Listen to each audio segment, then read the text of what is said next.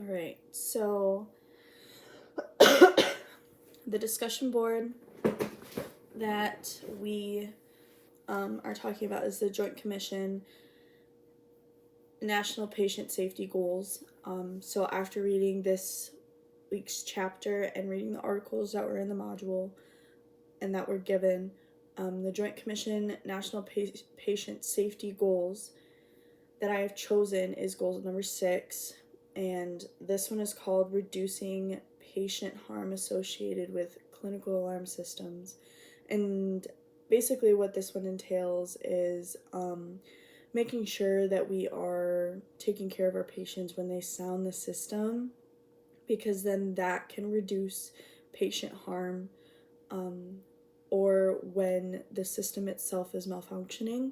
So that's when we need to make goals in place. The goal is clinical alarm systems are intended to alert caregivers of potential problems, but if they aren't properly managed, they can compromise patient safety. So with that one, if we aren't keeping up with the technology, if we aren't making sure that everything is taken care of when it's supposed to be, the patient itself can be get injured, or they can something could happen to them medically.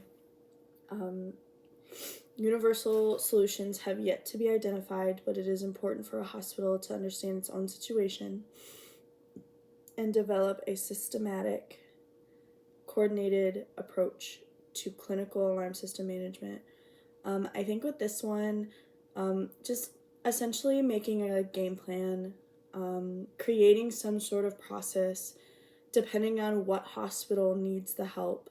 Going along with that, you can create some sort of game plan or agenda to what exactly could actually happen when your clinical alarm system could potentially go down or is malfunctioning. Standardization contributes to safe alarm system management, but it is recognized that solutions may have to be customized for specific clinical groups, clinical units, groups of patients, or individual patients. So with clinical units, it could be a physician's office, it could be the hospital, it could be the emergency department, it could be the cardiology department, it could be the ICU or the NICU or the NICU, whichever way that you pronounce it. Same thing with groups of patients. That goes with the NICU or the NICU, the nursery or cardiology patients, or hospice even. A lot of those, they have some sort of alarm system to let the caregiver know that they need help, especially in nursing homes. It's a very, very, very big thing, is their alarm system and being able to help the patient when they absolutely need it. That's something that is extremely important.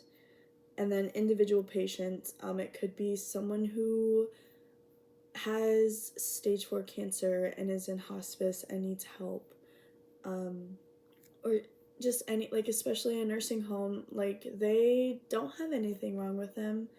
They just essentially are at that point where they just don't have anyone who will take care of them, which is really sad. The goal is to reduce the patient harm associated with clinical alarm systems, making improvements to ensure that alarms on medical equipment are heard and responded to on time. That can go with in the emergency department when we hear a code blue, which for a lot of hospitals that means that they're coding. So then that alarm system in itself goes off, and then you'll see people just flying down the hallway. So that's how you know that their clinical alarm system is up and working correctly. Another thing is that we want medical equipment for us to hear it, and then we want to be able to respond on time, because if we aren't responding on time, something tragic could happen. If we do not prioritize alarm system safety, even the most committed individuals will be unable to solve the problem.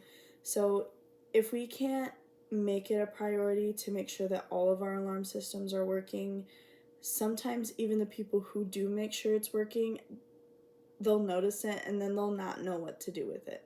So I think if we make it a very, very big thing to focus on, then I think that we won't have any more issues.